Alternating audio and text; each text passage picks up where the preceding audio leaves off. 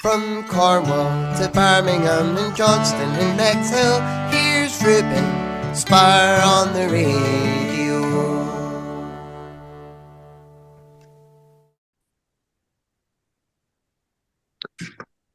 So, hello to Robbie Harte. How are you today? I'm doing great, thank you. How are you? I'm very well, thank you. Taking me to chat to you today. So, can you tell me, how long have you been a singer-songwriter for? I've been a singer-songwriter quite some time, pretty much my whole life, but I've only really started writing and recording my own songs about 7 or 8 years ago.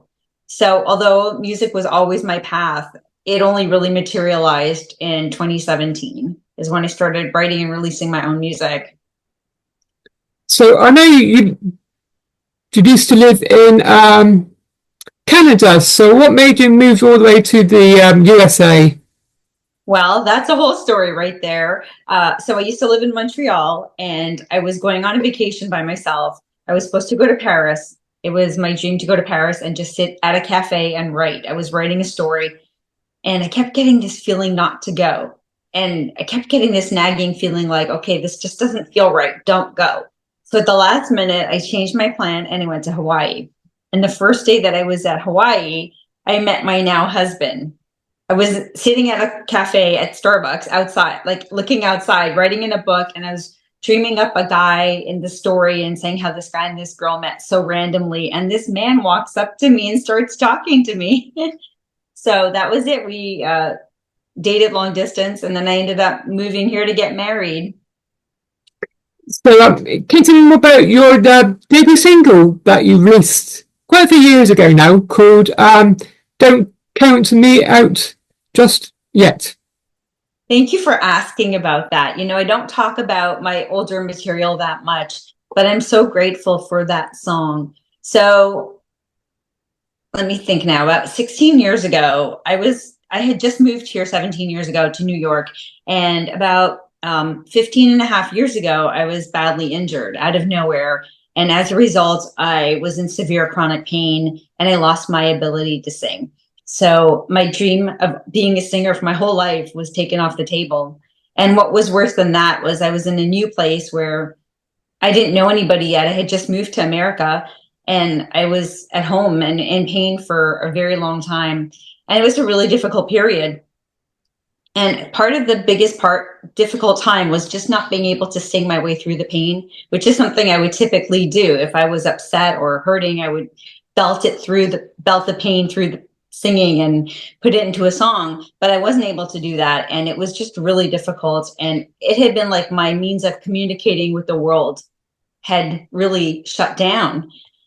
So this went on for quite a few years. And about 7 or 8 years later, I decided that my daughter had only seen me this way. She never knew who I was before this. She didn't know that I was fierce, I was powerful, I was unstoppable, I did all these amazing things. She didn't know anything about me other than seeing me withdrawn, in pain, and not really interacting very much. And I was like, I can't have her grow up and see me like this and think that this is the most I'll ever be, or this is all I've ever been. I need her to have a proper role model. So I started my musical journey. It was my dream to be a singer. And I was like, you know what? No matter how difficult it is, I'm going to go out there and I'm going to pursue my dream to sing with everything I have. So the first song I wrote was called Don't Count Me Out Just Yet. And although it wasn't really in the country genre, it really was more like pop EDM. It really is a song telling the world, like, I might not look the way I used to. Might not be who I was before, but I still have so much to give. So don't count me out just yet. And because I haven't left my mark just yet. And that was the tagline at the end of the song. And it was how I felt. I was like, you know what? I have all this to give inside.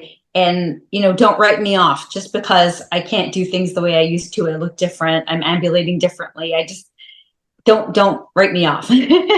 So that was my first song. And it was so cathartic to put that into a song and release it into the universe. You know, when you asked me earlier, you know, when did I start songwriting? That was the first song that I wrote from the beginning to the end, recorded it, put it into the universe, and then later performed it live, which is just absolutely mind-blowing, because if I thought of how this journey began after I was injured, I never could have imagined ever doing any of that. So it must have been quite hard for you when you got injured. It was really difficult. You know what? Everybody goes through difficult times. So I try not to dwell on it too much, because everybody has something that they're going through, and everybody deals with stuff that they don't necessarily share about. They keep it inside. And I don't feel the need to always talk about it, but it was extremely difficult. I couldn't really do anything too much by myself. I couldn't go out alone. I couldn't do things. It was just really, really hard. I think the isolation was one of the worst parts of it, which I think most people experienced a few years later, thanks to COVID. I experienced that a few years earlier because I wasn't able to really leave my house, and I didn't have a community or anything like that. But the one thing that it did teach me was my self-reliance and my resilience and my strength. And those things got me through those difficult times. And the music was the most instrumental, because it served as a tool of bringing this out from inside of me and sharing it. And it not only was so amazing for me to be able to sing again and to feel proud of myself, but the music itself was so healing. So I noticed you've got musical instruments behind you there. So what's your favourite musical instrument that you play behind you there? So actually, if I'm being honest, my favorite one isn't behind me today at all. She's actually at the guitar store getting tuned up, but she would normally be sitting to the right of the acoustic you see on the ground. It's my Breedlove guitar. I adore her. You know, I bought her when I first started playing guitar. The gentleman at the store showed it to me, and I looked at her and I put her in my arms, and it was like, this is it. This is the one, you know. And she's been with me ever since. And I feel like, although it's been an experience learning how to play, because I want to learn so quickly and I want to play faster and I want to do everything so much faster, just the process of doing it with my guitar has just been amazing. And very interestingly, about almost exactly 2 years ago, so in November of 2022, I was in a bad car accident. And my guitar was in the trunk of my Jeep, and I was hit in the back. So my car got completely totaled, but my guitar was fine. And it was amazing that we went through that experience together. Like, I know it sounds funny, but it's amazing. You know, I feel like I have this connection with my guitar. Like, we just go through so many things together. And her name is Gertrude. she's just amazing. The other acoustic you see on the floor, I bought for my husband and my daughter, because when I brought Gertrude home, I loved her, and I brought her home, and everybody came running and they wanted to touch the guitar and play with the guitar. And I said, you know, this is for me to work. You know, I need to learn how to play it for work. And I said, you know, I'm going to take you guys to the guitar store. You guys can pick out a guitar, and then you can have your own guitar. And they were like, oh, that's awesome. Well, I guess you can predict what happened. Nobody's touched it ever since. So it's been sitting there, but I do play it on occasion. And the two that are on the wall, my husband brought to me after my car accident, because I couldn't hold out my arm. I had like such bad injury, my neck and my shoulder and my arms. So I couldn't like put my arm around my guitar. So the electric is really, really small and it sits lower. So he's like, he knew how badly I wanted to play. He's like, this might be easier. But my acoustic guitar is by far my favorite, my Breedlove. There's something special about her. I do also enjoy playing the keyboard, which you can see behind me. I don't play it nearly as much as I play the guitar, but I do play around on it for melody. You know, when I'm writing a song, I'll play around with some chords, and I'll get some inspiration. And speaking of behind me, my cat just darted behind me. You might have seen her. She wants to be in the video. That's my cat, Julia. I think she's actually at the piano, if I'm not mistaken. Yep, she's sitting at the piano bench. So, but I like any way of communicating through music. You know, even if I don't do it correctly or properly, I think the most important thing is to use that energy and to share it through music is very important. So when you released your first single, did you go into the recording studio? I did. It's not the same studio I've been using for my last music, but I did. I was actually I started out by taking voice lessons to get my voice back. I needed just to get my strength back, my vocals back. I had lost my ability to sing. I couldn't move my mouth to music. So it was really difficult. So I recorded it at the place where I was taking lessons. They had a studio, and I was recording 1, 2, 3, 4, probably around 6 or 7 songs there. And then after that, I changed studios right around like May of 2020, and then I have been with them since. So do you enjoy going to the recording studio? I do. I love the booth. It's my happy place. I feel so not judged. I can let it all out in the booth, and I'm a different person. I feel that when I'm recording my songs in, thank you. When I'm recording my songs in the booth, I just feel so free. And it feels like a different part of me who just connects with the music at such a special level. I love to perform live as well. I think that's a very similar feeling, but there's something really special about being in the booth. So can you tell me more about the single that released called Life is Better? Thank you.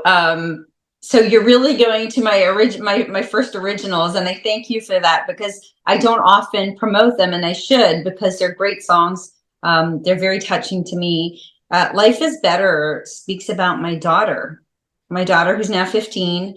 She makes the world a better place. And the tagline of the song is, the whole world is better because you're in it. And it's the truth. She makes the world a better place. She's the reason I'm doing this journey.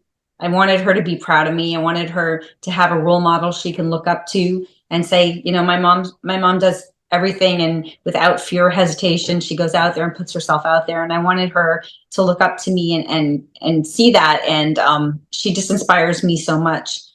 She's an amazing person. She's so warm-hearted. She does things for people all the time. She's very kind-hearted. She's just a very special girl. So I know you've written debut EP recent 3 years ago now. So can you tell me more about Eye of the Storm? So Eye of the Storm is my debut EP, which I'm going to show it to you in case people out there haven't seen it. I'm very proud of this body of work. It is so special to me because the collection of songs on this EP are all personal stories. I should also say that all of my songs are inspired by personal experiences. They're all things that I've gone through or things that have happened to me over the years that I've put into songs. Eye of the Storm was an incredible transformation for me. From the time I started writing the first song and to the time I released it, I discovered who I was. I discovered my strength and my calm. And no matter what was happening around me, I discovered that I had this inner strength that guided me through all of these times. And it was such an amazing process of self-discovery. Some of the songs on there, actually, 2 of the songs on there had been previously released. So my song Home Is Wherever You Are had been released a couple of months before the EP came out. And I did do an acoustic version of my song 17, which is on the EP as well. But all of the songs are meant to be empowering and inspiring because they're all stories that are rooted in strength. The song You Don't Belong Here is probably the most vulnerable song I've ever written and shared. And it really speaks to me standing up to the demons of my past and letting them know that they don't have any place in my life. And it was a really hard song to put down on paper. And it was even harder to sing it and then perform it live in front of people, which I did this past weekend on the keyboard. But there was something so healing and so cathartic about doing it. And in doing so, it really gave me back my voice. And I use that voice now to uplift people and to inspire people. So I know you said you like the fall season. So can you tell me more about Christmas? Do you like Christmas season at all? I do. I'm a giant child like that. I love the lights. I love the decoration. I love the pretty old fashioned Christmas lights. I love the decor. I love the food. I love the Christmas music. I can probably listen to it all year round. I don't know about you. Do you like it? I can listen to it all year.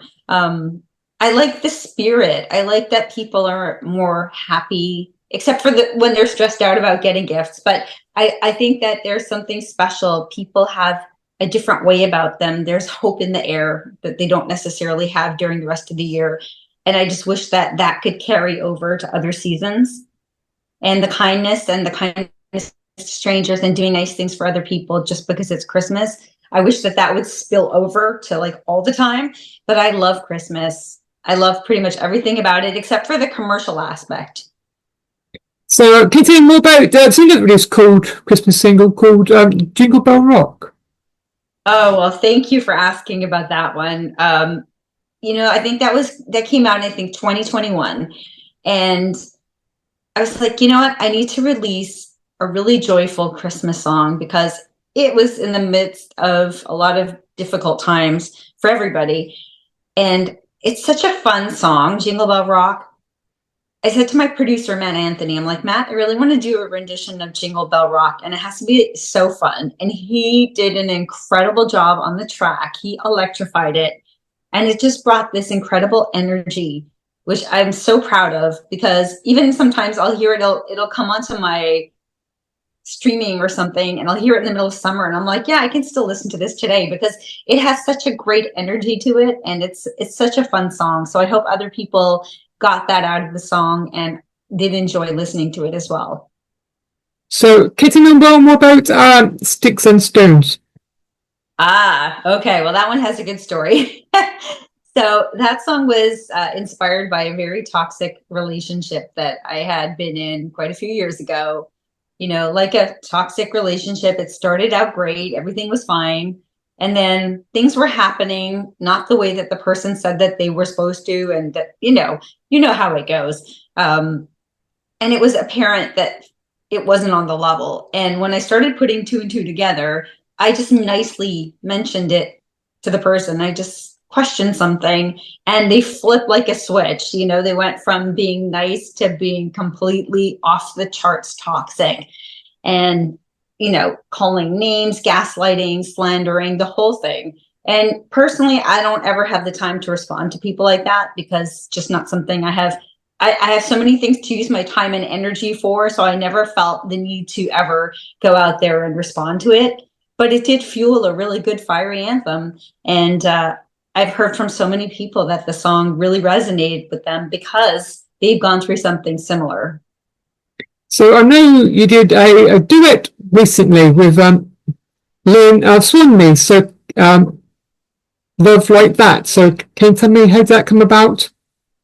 So as a songwriter, I know so many artists and songwriters, and actually I used to do a radio show also where I would interview artists myself on the indie scene, and we were talking about music and songwriting, and I don't know how exactly it came up, but it was like, oh yeah, we should totally write a song together.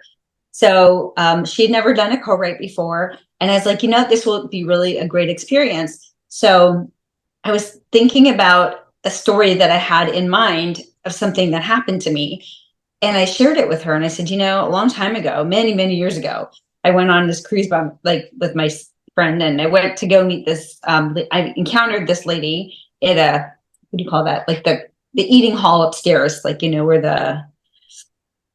I don't know why I can't think of the name, not the cafeteria, but where you eat at the buffet, And she was sitting by herself, and she was quite older, and she was telling me about her love story with her husband who just passed away. And so I related this back to Lynn, and I was telling her about the story, and she loved the idea. And she's like, oh my gosh, I love this story. It's just such a nice story. So we got to work and we started writing the song together. She's in Georgia and I'm in New York. So we did everything over technology, and it was just such a fun experience. I love how the song came out. I think our voices sound really great together. She really nailed the harmonies on the song because she has that ear for harmony, which is really, really awesome. And it got such incredible response. People love the story, and I think that it really hit home for a lot of people because it's that tried and true love that stood the test of time.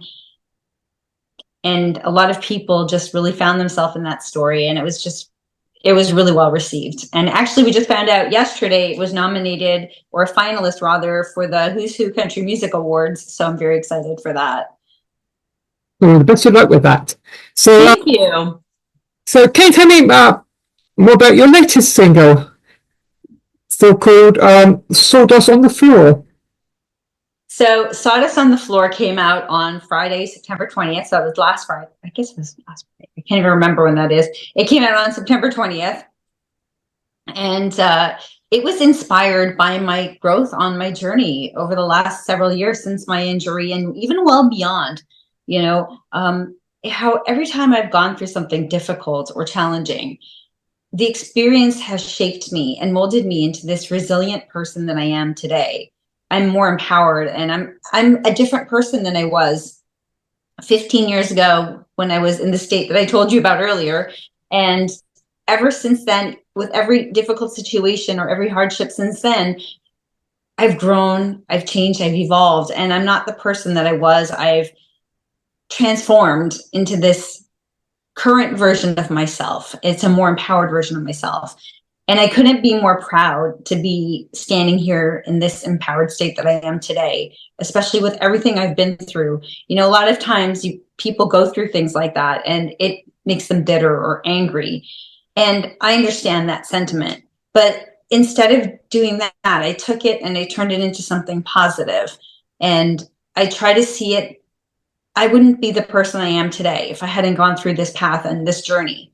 And even though it was extremely difficult, don't get me wrong, I wouldn't be who I am today. And I like who I am today. So I'm grateful for the experience. And it's like with every obstacle and difficulty I went through, it's like I was being carved into this piece of I guess, of art or of wood or something. And I'm leaving this metaphorical sawdust on the floor as I transition to this new stage that I'm in. And I'm so proud of it. I'm proud of the song. I'm proud of my life experience. And people seem to be really loving the song.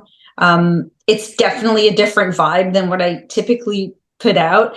It has more of a bluesy, gritty feel to it. And I really got to dig into the vocals on this song, which I loved. I thought it was so much fun to record. You were asking earlier about the studio and do I like recording? Recording this song was so much fun because it was like doing a different side of me, and it was like a different side of me came out, and you can hear my personality and a little bit of cheekiness come out as I'm singing the lyrics of the song, especially in the second verse. It's more playful, and it's really just it's different than what I typically record, and it was just so much fun. So I know you released an EP. So is there any chance I did doing a full album? I've been thinking I have so many singles out there that need a good home. I was literally just thinking that maybe a month or two ago, because I have this whole collection of singles, and I'm like, I like releasing singles because it's easy from an artist standpoint to like promote them and to send them to radio. When we have an EP or an album or a whole body of work, it's a little bit different when you're marketing it, and when you're producing it, obviously it's more lengthy, and there's a lot more that goes into putting out an album or an EP. But I think it's probably very close to being time to get back to writing another body of work. But for me, I'm not in a rush to do it just to put out an EP or an album. I feel like it has to be the right collection of songs together. The reason that the songs on the EP Eye of the Storm work is because they were all stories, and they were a collection of empowering stories. So even though it was like different genres, you had like a country pop song with like a more of a bluesy country song and an acoustic song, and then you had a piano ballad. They all came together because they all were stories, and they were being told, they were actually supposed to be called Untold Stories, was supposed to be the name of my EP. But when I went through the whole process, I discovered, as I said, my strength, and Eye of the Storm just seemed like more of a fitting title. But they came together nicely because they fit that way, not necessarily by genre. I do feel that when the right collection of songs comes together, that there will definitely be another body of work in the future, because I love creating. And if I had my way, I'd be at the studio every day or every other day, but as an independent artist, that comes with some drawbacks, with terms of how much I can release and at what pace I can release them. So I have to be mindful of that as well. But you just never know what's going to happen in the future. So I know you've been to UK. So you're returning back to UK? I have to tell you, that is at the very top of my list. I have been thinking of coming back. Well, not thinking. I've been wanting to come back since the day I came back to America, but it has to be for the right opportunities at the right time. You know, because I can come tomorrow, but it has to be, I want to make sure that I get to see the fans that have been supporting me and connect with the communities that have been supporting me. And I want to make sure that I have the right amount of time to be able to do that and to book performances and appearances, because I want to connect with the people who've given me support from the very start. And that has been the UK market.